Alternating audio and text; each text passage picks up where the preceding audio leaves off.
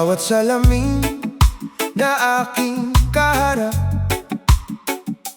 may tanong na hindi masagot ng sapat. Bakit kailangan laging maging higit para lang maramdaman na ako'y kapalit?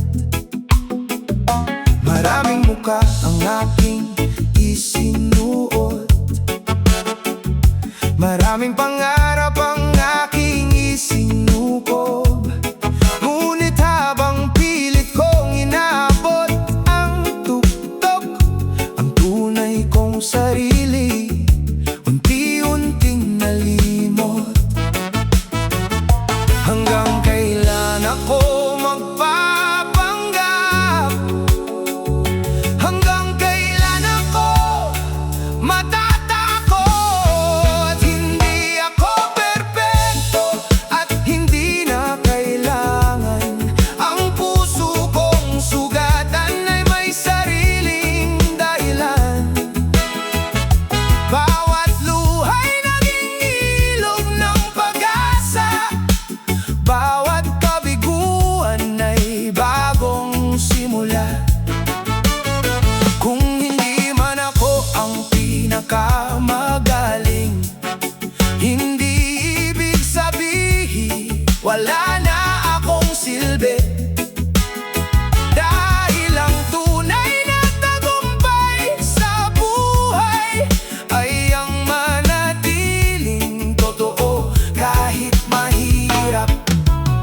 May mga araw na tila ako'y nag-iisa, habang ang mundo'y abala sa paghuhusga.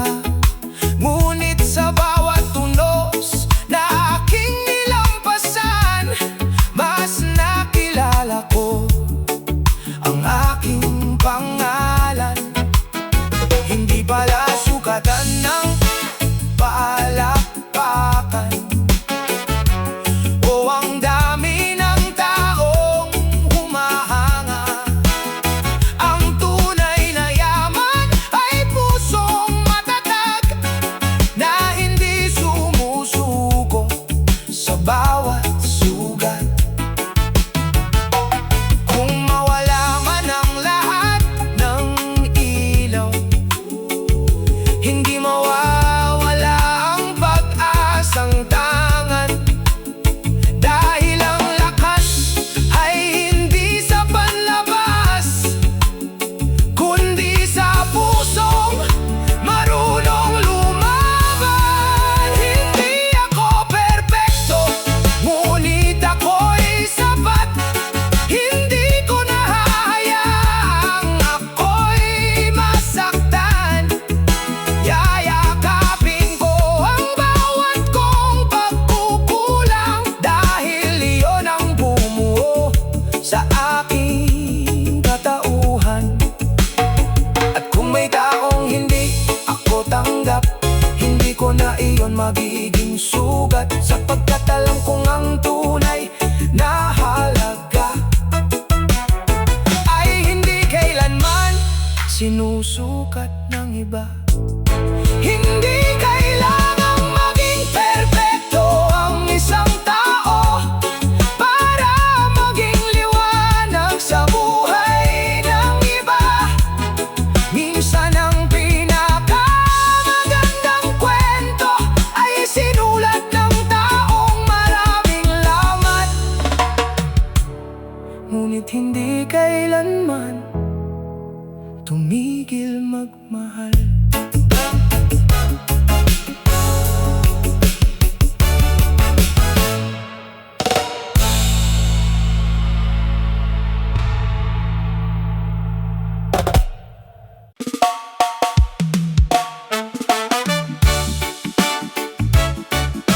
Oh yeah.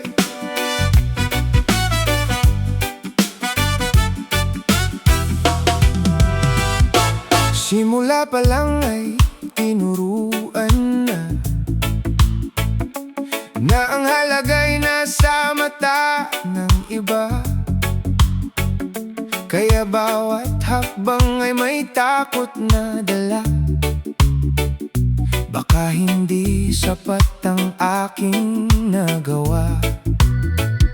Tinakpan ko ang lahat ng aking lamat,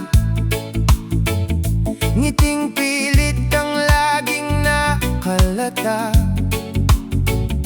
Ngunit sa katahimikan ng bawat gabi, ako lang ang saksi sa tunay kong sarili. Napagod na akong habulin ang pamantayan na kailan may hindi ko maaabutan. Hindi ako perpekto, ngunit ako'y buhay. May pusong nasasaktan, marunong ding lumaban. Bawat luhang tumuloy, naging lakas ko rin.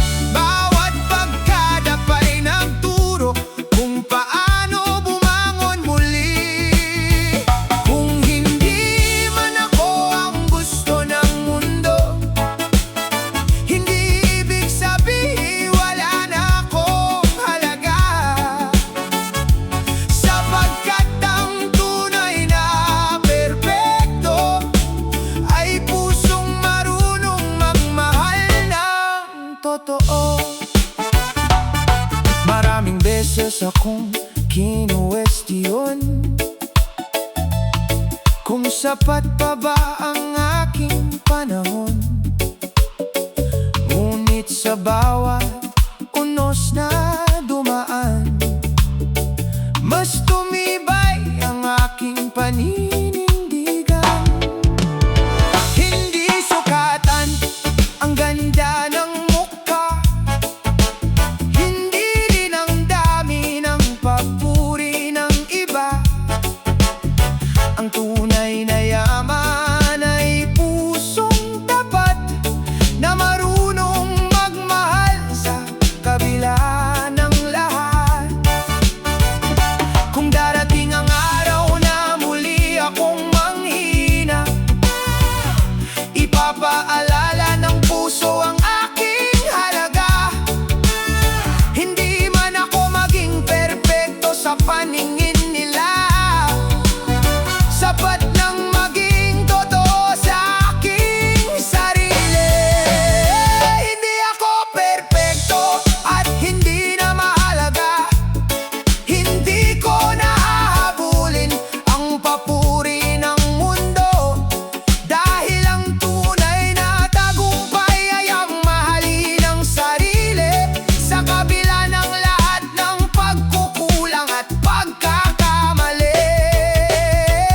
At kung may batang tulad kong natatakot, sana marinig niya ang awit na ito, na hindi kailangang maging perpekto para maging karapat-dapat sa pagmamahal. Hindi perpekto ang buhay, hindi perpekto ang tao, ngunit ang pusong marunong tumanggap, magpatawad at magmahal. Yeah, iyon ang tunay na perpekto.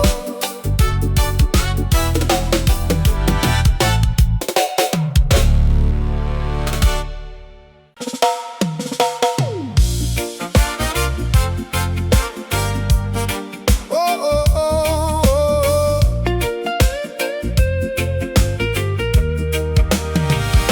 Sabi nila, kailangan laging maganda, laging panalo, laging masaya. Bawat galaw dapat walang mali, para lang tanggapin ng mga nakatingin. Ngunit sa salamin, ibang tao ang kaharap. Ngiting pilit lang ang laging nakalatag. Hinahanap ko ang sarili kong tinig sa mundong puro paghahambing.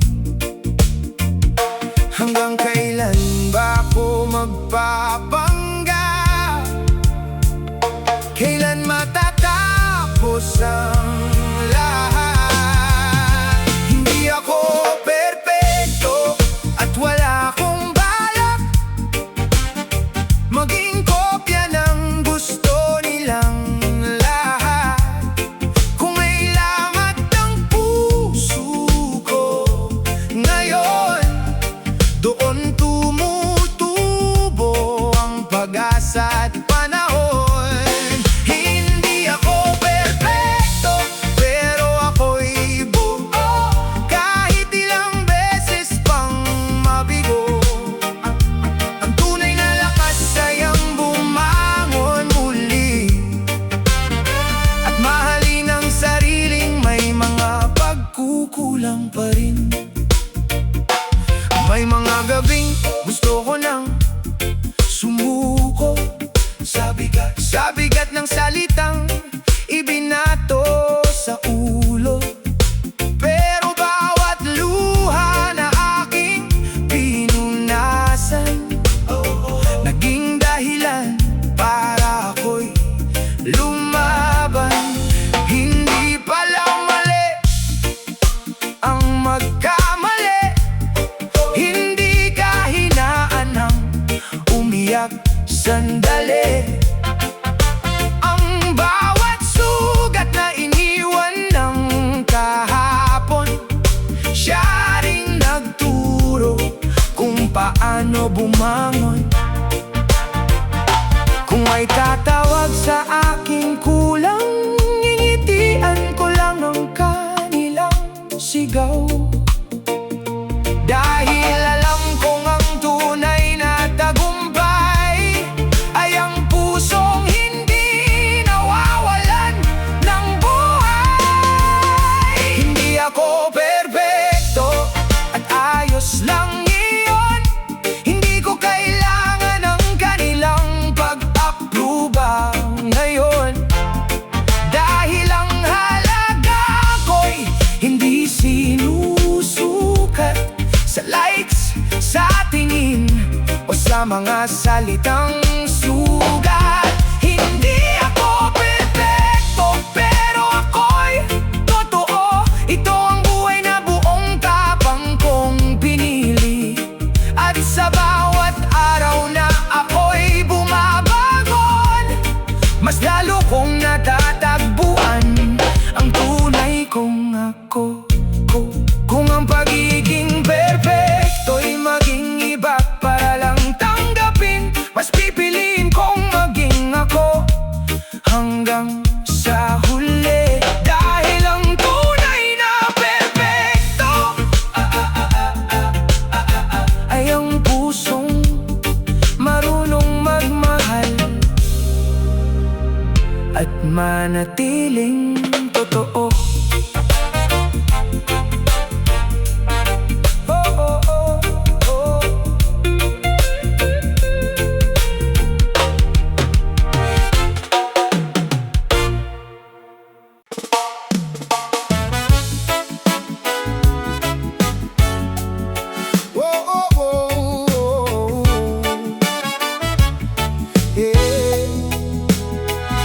Lahat ay may hinahanap na sukatan, mukhang walang kulang, walang kapintasan. Ngunit sa likod ng bawat ngiti, may mga luhang ayaw ipakita sa gabi. Pinilit kong baguhin ang aking sarili para lang sabihin nilang ako'y sapat na muli. Ngunit habang ako'y pilit na umaangat, lalo kong nalilimutang ako'y sapat. Hindi pala kailangang maging perpekto para maramdaman ang tunay na respeto. Di ako perpekto at ayos lang iyon. May mga sugat na naging inspirasyon. Bawat pagkakamali may aral na dala. Doon ko nakita ang tunay kong halaga. Kung may kulang man sa aking pagkatao, pag-ibig ang pupuno sa puso ko. Hindi sukatan ng tingin ng mundo ang tunay na ganda ay nasa puso. Marami mang pintas ang aking narinig, marami ring pangarap ang muntik masawi. Pero sa bawat bagsak na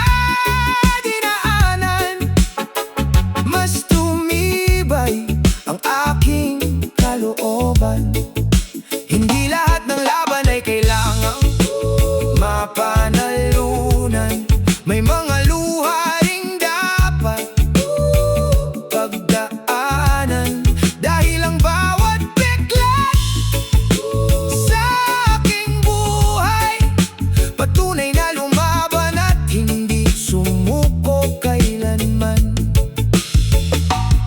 Kung darating ang araw na ako'y manghina, aalalahanin kung may dahilan ang bawat luha. Hindi ako ginawa para maging larawan, kundi maging taong marunong magmahal. Di ako perpekto, ngunit ako'y totoo. Hindi kailanman susuko sa hamon ng mundo.